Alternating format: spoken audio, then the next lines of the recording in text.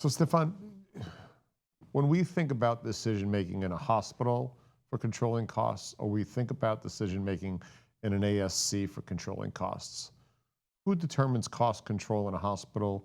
Who determines cost control in an ASC? Good question. In the hospital, it's done by committee, and the hospital really tries to engage the physician of controlling cost. Because we got to be really careful when we talk about cost for the hospital and cost for healthcare. So if the total joint has a reimbursement of $50,000, that's $50,000 cost to healthcare. But if it costs the hospital to do it for $40,000, their margin is $10,000. But if they can go from $40,000 to $30,000 or $20,000, their margins goes up. So their profits improve, but the total cost of care doesn't go down. And it's a really important question.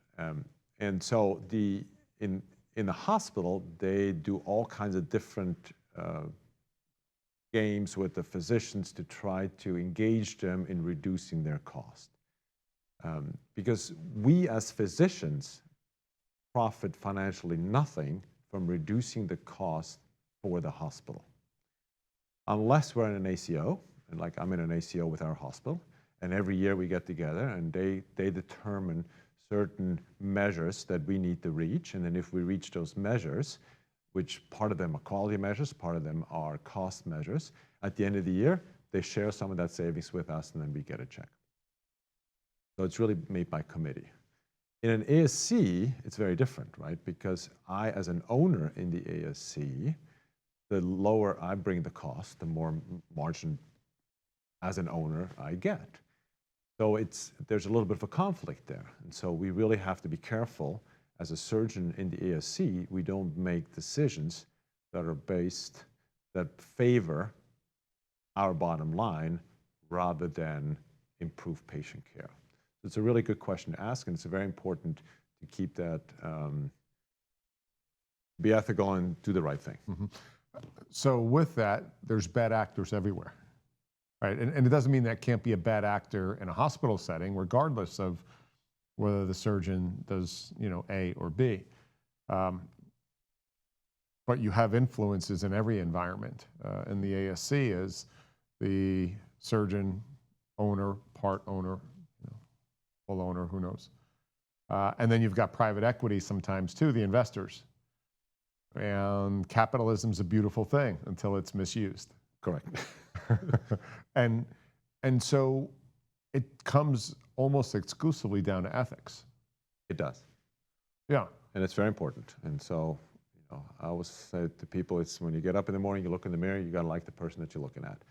And unfortunately, healthcare has a tremendous potential for abuse on the ethical side because there's so much money in it when it comes to the device companies, when it comes to hospitals. And never a day that doesn't go by where I don't get an email from Becker's where there's a key 10 lawsuit filed for kickback and so forth. And so it really comes down to ethics. Yeah, and with ASCs really exploding, whether it's ortho, uro, cardiology, how do we manage that moving forward, in your opinion? Because business is to make a profit. This is to make a profit. And where is it gray and where is it clearly black and white? And because a few bad actors, and we see it every day in Becker's. Becker's is a great source of information on this, and almost every day it's another person arrested for a kickback or bad actor in play, and it is giving a bit of a tarnished sense to some of the ASCs coming out right now. Yeah, in ASCs have proven over the test of time. The migration of total joints is a recent phenomena, but ASC's ownership by physicians have been around for many, many, many years. And they've proven their value. They are a lower cost, they are profitable, they provide good patient care. And so I don't think it's the model that is the issue. I think it's just there's some bad actors. Transparency is good. Everybody has to sort of, have their own barometer of ethical behavior. We are very big on disclosure. every one of my patients knows all my conflicts of interest with device companies and with the implants that I use and with the ownerships that I have. And if a patient has an issue with that, then they'll go to the hospital. So that's that. And we never fight that. We never challenge that. We never, try to persuade them another way, because that'll be the patient where something goes wrong and then, things go bad. Yeah. I think we have really good laws. The anti-kickback laws are good. I think what's really helped keeping physicians honest is the whistleblower capabilities. Any person, any nurse, any scrub tech, any employee can be a whistleblower. And if they feel like there's an unethical behavior, then they can go to the government, say there's an unethical behavior here, and they can file a lawsuit, and then the government can participate in that lawsuit and then recoup Medicare dollars that have been spent there. And so, if you are a physician and you've got 20 eyeballs looking at you that you do ethical behavior, I think that really is sort of the police system that keeps us ethical. So we touched on it earlier, the expenses that are influencing the cost of doing business in ASCs. And part of that is the talent. Everything from finding physicians down to administrative support. What are the dynamics that have been in play in the last few years? And how, if that rate of acceleration of pay, let's start with pay first, and then other expenses within the ASC occur, how do we mitigate, manage around that? Because you need people in the OR with you. You need people running administrative operations. You need pharmacy. You need rehab.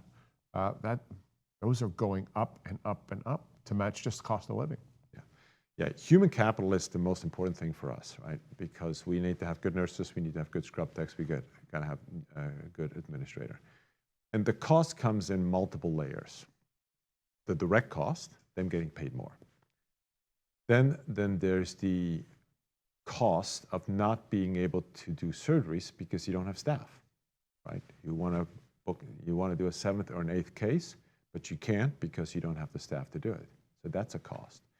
And to me, the biggest cost is the turnover. I am fortunate in the situations where we have not had a single person leave our facility or get another job in the last 2 years. So we have the same nurses, the same scrub techs, which is very unique in the industry right now. I mean, in the hospital, I have a new person working with me almost every time that I operate there. So, I mean, it's like, I told a CEO once, how would you like it if your secretary was a new secretary every day? He dictates her a letter, and it's a different one every day. It'd be horrible, right? He would go crazy. And so that inefficiency created by that is probably the biggest cost from a dollar sign, but also from a quality sign. Just when I look around and I have a new nurse and there's sterile techniques or a new scrub tech that is not used to the way I would like to have it done, I spend more time watching them, making sure they don't contaminate themselves, than me doing the operation. But my facility, I don't spend any time watching them because I know that they've done it perfect for the last 2 years. They're going to continue to do it perfect. So there are multiple issues there. And we need to solve that if we want to continue to do total joints in an outpatient setting, is the staffing issue. Because in the ASC, the current staffing agencies, they're not used to doing total joints. When we have somebody go on holiday, we go to a staffing agency, we bring in a person from a staffing agency. The other day I had a scrub tech that has ortho experience, never done a total joint. That's a nightmare, right? And so if we can solve that problem, we solve a huge problem in our industry. Is that shifting occurring right now? Because I know during COVID, you had full-time nurses go to travel nurses, increase their salary from 60 to 100% in some cases. But I also know, in chatting with that cohort of people, that the quality of life also dropped dramatically. And the team members they played with dropped dramatically. Do you find that the mindset of the person who's going to come to an ASC and enjoy playing on an ASC team seems to be different than that in a hospital? Very much so. At least in my situation, it's like this. We had actually one scrub tech that went to go travel and then came back. And the reason she went to go travel because her mom was very ill and she was dying, and so she took some travel, needed some time off, and then traveled and actually took an assignment in Chicago where her mom was. And then she couldn't wait to come back because in an ASC, you have a team approach, you have good culture, you don't have to take call. So for nurses to currently, I think their priorities are, they want to get paid fairly, they don't want to take call, because it's just very daunting. But more than anything else, they want to be on a winning team. And the hospital is, some hospital systems I think do a really good job, like Methodist in Houston, I think they treat their employees very well and they have a fairly low turnover and they also pay very well.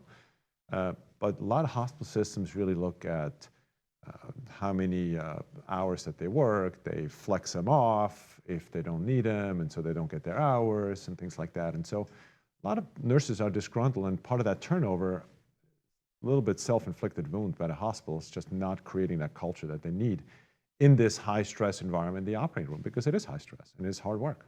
Yeah, and the hospital setting is like any other big institution, right? It has its SOPs, it has its let's play down the middle. There's no intimacy in regards to the team members. And again, it's not just hospitals, any large organization. They have to have protocols outside of the classic healthcare protocols for patient safety. And that brings in impersonalization. Mm-hmm. And whether you're an incredibly hard, smart worker or not, you're going to get paid the same. Right. And so why try harder? Or why care about the person to your left or your right in a more intense way? Yeah. So it seems like that's a bit more the environment in a successful ASC. Right. So in the hospital, we call it the 3 o'clock shuffle because the new shift comes in at 3 o'clock. So if your patient's about to have surgery around 3 o'clock, nothing happens for an hour, and you're waiting for that patient to go back because the nurse doesn't want to go back because they want to go home. In an ASC, that's not the case. The nurses don't go home until we're done. And so in fact, our ASC, the nurses, they really like to go home. So that already improves efficiency because they want to get going, get done, and go home. And so I think it's a very healthy environment in the ASC while they work hard. And our nurses work extremely hard, and it's a stressful job, don't get me wrong. But I think the purpose and being part of a team and working together, efficiency and accomplishing something is important. And we do a lot of little things. You know, we go bowling with them, or we do a crawfish broil. Or the other thing is I always tell them unique stories of patients that are doing well. Remember Mrs. Jones that we did 3 months ago? Well, she just, climbed the mountain after her hip replacement. Because they don't see those patients back, right? I do. And so I think that little things like this make a huge difference. Mm. And probably the most important thing, every time I leave the operating room, I say thank you to everyone. Thank you goes a long ways. Yeah. The interesting thing is there's this adage, old adage that says, hard work doesn't cause burnout. Hard work that you don't love what you do causes burnout. And I don't think people get burned out with really hard work if they enjoy what they're doing and who they're doing it with. Yeah, I couldn't agree more. I mean, I'm more productive today than I've ever been before. This year we'll probably do 1,200 total joints. And the second busiest joint surgeon in Houston does about 700. And I am not anything close to burning out. And there's a huge number of physicians that have burnout. I mean, it's another Becker's article at least once a month or twice a month that talk about physician burnout. And I think it's not because of the work they do as a physician, it's all the stuff around it. When I walk into Innovate, I love my people. One of the nurses is a great golfer. I play golf with him. I'm not burned out because of the environment and the culture that I've created. And so I'm hoping that with what we've been able to create, we can replicate that, with help of people like you, and if we can solve the staffing problem issue that does exist in the ASC, in order to bring the joy back to physicians practicing medicine, because to me, it's the most rewarding thing that I've ever done, being a physician. Do you think it requires an education at the ASC level for those that are either getting a counter intelligence talk track from hospitals, because hospitals don't want to lose their sort of staff to ASCs. And does the hospital staff or nursing or scrub, do they really have a good sampling of what happens in ASCs? They have outpatient departments, which Yeah. are not ASCs, but are similar to ASCs. And nurses that work in the outpatient don't have to take call, I think, and they usually have sort of quick turnover and smaller cases. I think the hospital knows because they're losing nurses to the ASC.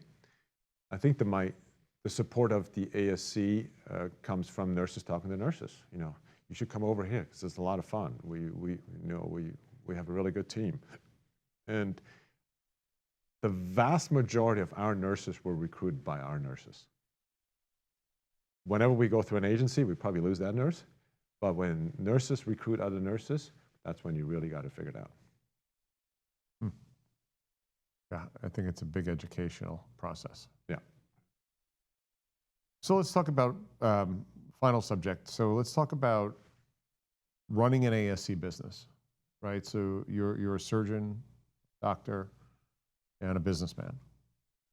And any of those by themselves is challenging. Yeah. Especially when you're dyslexic like me. They always say, oh, most great performers, dyslexic or ADD, right? Yeah, that's right. I've learned. So, to be any one of those three is a challenge.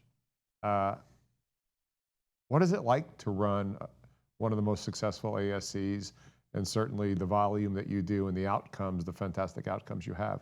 What's your guidance to the aspiring fellow who says, I want to do that? What don't they know? I will give the advice, the most important thing is don't worry about money. You can't do what I do if you worry about how much money you make. It has to come from within intrinsic motivation, because it is hard. It is a full-time job and then some, because I have to take care of my patients. I have to do a good job as a surgeon, but then I also have to answer that text of this referral of an NFL player that needs to be seen tomorrow.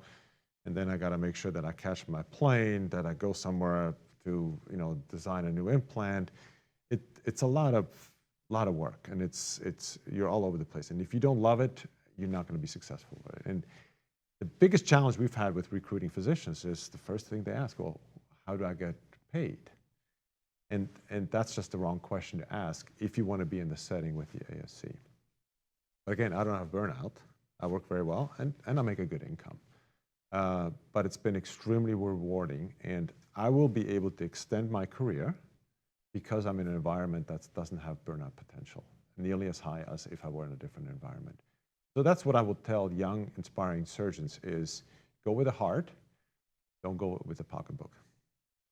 And you're also incredibly active in developing technologies. Companies seek you out, both for implants as well as the surgical robotics side of the business. That's an area of excitement for people as well, who are coming out and freshly minted, and we get calls all the time is, how can I get aligned with a startup organization? How can I get time at the podium? How can I get exposure there? There's more to this. I love surgery, but I want to get involved in technology development. There's not one pathway forward, but what should people think about, and how do they get on that bus?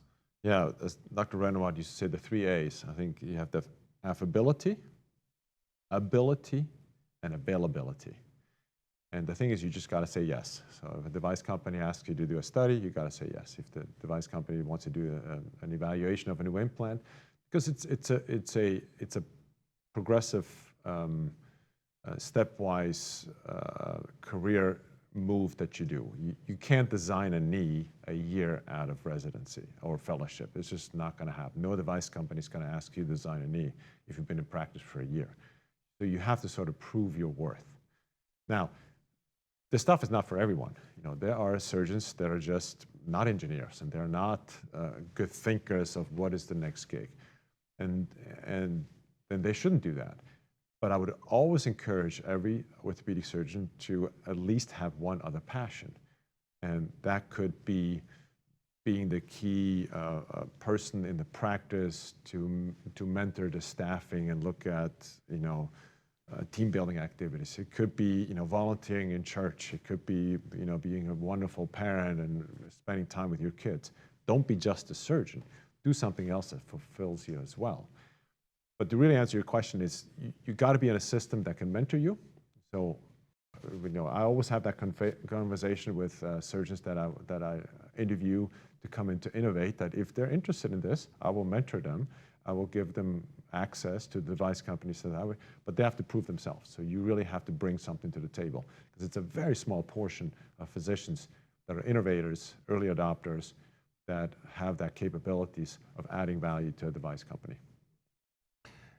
And final shout out here by you, if you'd like. Are there any companies or technologies right now that you're especially excited about and are spending a lot more time than usual evaluating? Yeah, I'm excited about the new acquisition of Conformis by a company that does 3D printing. And I just had my first call with the new CEO there, and he's going to come visit us at Innovate to look at some of the stuff. And so I think, Conformis struggled for many years. They were burning cash. They weren't profitable. I think they have sort of reinvented themselves. And I'm glad that they're surviving, because they have tremendous technology, and it would have been really sad if they went away. And I'm glad it wasn't a big company that bought them, because they would have just put it on the shelf. And so I'm really excited about that. And then anything that is in the robotic world. We're working on a new robot that I think will have tremendous potential to improve accuracy in total joints. I think some of the telemedicine stuff is exciting. We do a lot of live broadcasts and televising, and I like the idea of opening up the OR to the general public. I do it with a little bit of trepidation, and I try to be really careful. And because some people take it to the extreme, and there's been some physicians that have lost their license. I think there was one plastic surgeon that was on TikTok doing live surgery, and the patient wasn't doing well, and she lost her license. So I don't want to be commercial in this. I want to be educational in this, because I think it's important for patients and the next generation of our doctors to kind of get a glimpse into the operating room to see what we do. And we were down at Innovate, and our squad was down there, and you walked in here, and Marco right away showed you the boom over there, right, for your OR. So your OR is really amazing, because it's got its own studio within it. Yeah. I think you're probably one of the few surgeons in the world who do something like that. But again, you do it to educate. Yeah. Yeah. And it's education of the general public. It's education of our future leaders, and staffing. I mean, if we talk about agency, creating an agency of the next generation of nurses that can help us in the ASC, that'd be a great educational process, so that they don't have to travel. So I think with COVID, the capabilities of an educational program has very much changed to make it virtual. So you think that that's an opportunity of educating nurses in how to move in an ASC OR versus a classic OR by having broadcasting capability so they can watch the game go? Absolutely.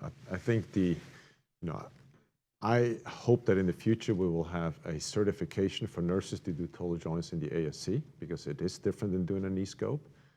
And we have to come up with a very robust educational program, and that could be a big part of it. If you strategically place cameras and look at workflow and look at what needs to be done, because efficiency is so important for many reasons, not just the less the patients in the operating room, the less likely to have an infection. We got to get them out in 23 hours and 59 minutes. And so the less they're in the OR, the more time we have to get them ready to go home. From an efficiency standpoint, because the reimbursement is less, we want to turn these ORs as quickly as we can safely. So all that kind of stuff is important for nurses to know. And so I think a robust training program for our future nurses that do total joints in the ASC, I think will be necessary. Well, I think you've got a large enough OR down there. We should chat about that. Yeah, for sure. Well, Stefan, my friend, thank you as always for coming over and spending time in 160 Studios. It's Been exciting. I've been wanting to come see this. This is amazing, and I kind of geek out on all this equipment. So thanks for inviting me. It's been fun. It's been a ton of fun. Great. And you've got a session coming up. I want to make sure we pay some attention to that. Is it September or October? It's September 28th through the 30th. It's the IMAC. It's the International Masters Anterior Hip Course. We've already had record re-enrollment from fellows and total joint surgeons. And it's really very specifically geared towards outpatient total joints and anterior approach hip replacement, which is kind of interesting because the anterior hip surgeons are the ones that started doing total joints in the ASC. So that's why we've combined the two, because we feel that there's definitely value to our faculty. We have an amazing faculty from all over the world. We have some of the leaders in the field from the Rothman Institute. Bill Maloney is going to be one of our speakers. He, for the first year Lifetime Achievement Award.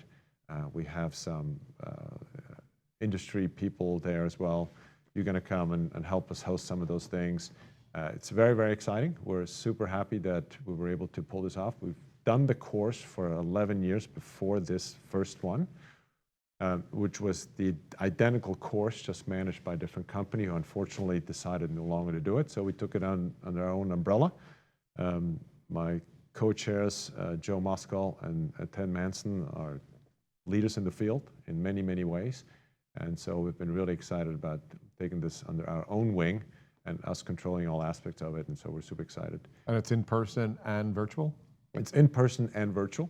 The benefit of being in person is there's a 3-hour cadaver lab where we dig in cadavers and really sort of train surgeons on the nuances of anterior approach hip replacement, because as I shared with you in the past, anterior approach hip replacement is technically more difficult and is not what you get trained on generally as a resident or fellow, although now a lot of the fellowship offer that.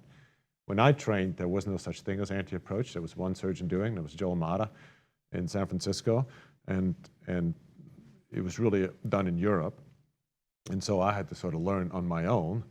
But now some of the surgeons that have been trained when I was trained that did not get the exposure as a fellow or resident, they come to these courses to really either get an initial exposure or get some fine-tuning of their techniques. And this is going to be down in Houston? Down in Houston, yeah. And the dates again? 28th through the 30th of September, and it's in the Med Center. So we have the big learning facility, the Mighty, which is at Methodist Hospital in the Texas Medical Center, which is the largest learning facility, I think, in the U.S. And so that's where all the lecture, it'll be great. Great, and we'll make sure our team puts all the contact info below here. Sounds great. Awesome. Okay. Stefan, my friend, thank you. Thank you so much for having me. I'm Joe Mullings from 160 Studios. Be well.